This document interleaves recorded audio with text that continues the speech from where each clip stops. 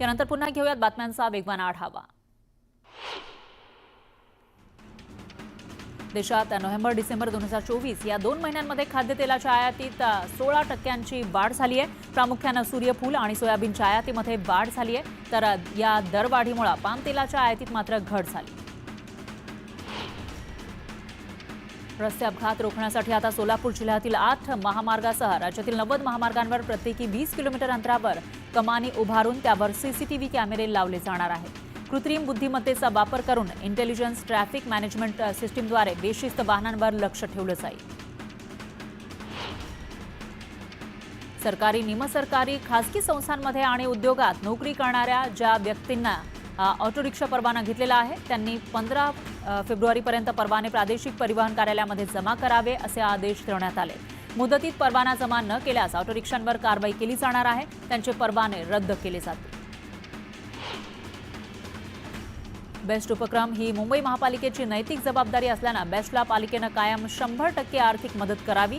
तसंच बेस्टच्या ताफ्यामध्ये स्वतःच्या 6000 बस हव्यात, बस गाड्यांचे कंत्राट तात्काळ रद्द करावे अशा सूचना पालिकेच्या आगामी अर्थसंकल्पासाठी बस संघटनांनी पालिकेकडे केल्या। नागपूर जिल्ह्यामध्ये एसटीच्या प्रवाशांच्या संख्येत वाढ झाली आहे। महिलांना प्रवासामध्ये 50% सूट दिल्याने वर्षभरात 1,47,81,000 महिलांनी एसटी बसमधून प्रवास केला। त्यामुळे 2024 मध्ये एसटीचं उत्पन्न 20,57,00,000 गेलं। गोराई गावामध्ये योग्य प्रमाणात पाणी पुरवठा होण्यासाठी सध्या जलवाहिन्यांमध्ये सुधारणा करण्याचे काम पालिकेने हाती घेतलंय। हा पाणी पुरवठा सुरळीत होईपर्यंत विपश्यना पॅगोडा इथं नवीन जलवाहिनी टाकण्याचं काम केलं जाणार नाही अशी ग्वाही पालिकेच्या जल अभियंत्यांनी दिली। मुंबई नवीन शैक्षणिक वर्षामध्ये पालिकेच्या शाळांमधील इयत्ता 9वी आणि 10वीच्या 40,000 विद्यार्थ्यांना व्याकरणाचे धडे दिले जाणार आहेत।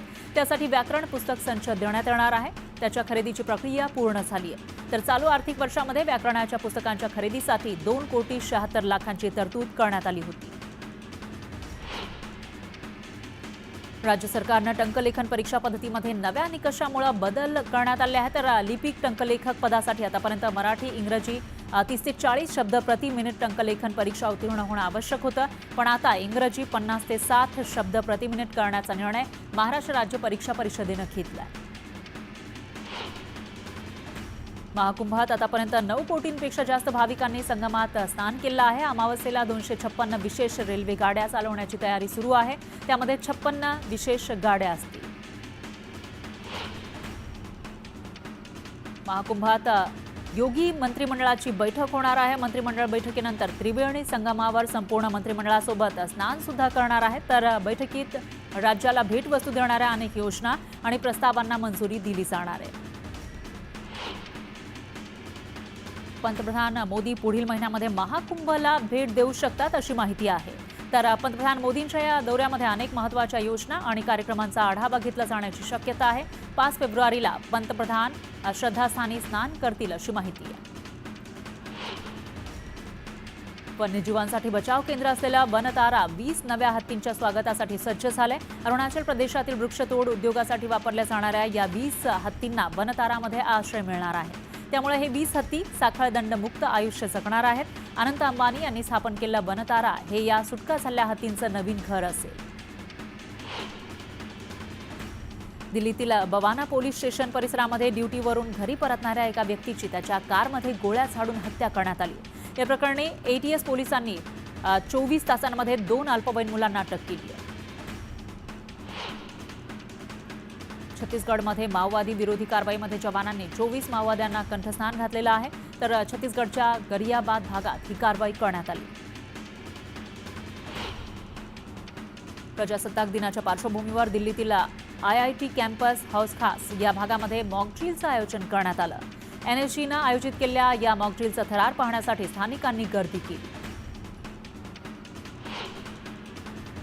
भारतीय लष्कराच्या डेअर डेव्हिल्सना मोटारसायकलवरील सर्वोच्च मानवी पिरॅमिडचा नवा जागतिक विक्रम केलाय, जिथे 40 सैनिकांनी 7 मोटारसायकलवर 20 फूट उंचीचा पिरॅमिड तयार केला। तर या टीमनं विजय चौक ते इंडिया गेट असा 2 किलोमीटरचा प्रवास केला। गुजरातच्या द्वारकामध्ये अतिक्रमणाविरोधात मोठी कारवाई करण्यात आली आहे। 21 निर्जन बेटावर करण्यात आलेली ही कारवाई सागरी सुरक्षेसाठी अत्यंत महत्त्वाची मानली जाते। जम्मू काश्मीरच्या राजौरी इथल्या बातल गावामध्ये स्प्रिंगच्या पाण्याच्या नमुन्यांमध्ये काही कीटकनाशकांची पुष्टी झाल्यानंतर अधिकाऱ्यांनी बाधित गावातील धबधबा बंद केला. तर आतापर्यंत हे पाणी प्यायल्यानं 17 जणांचा आजारानं मृत्यू झाला.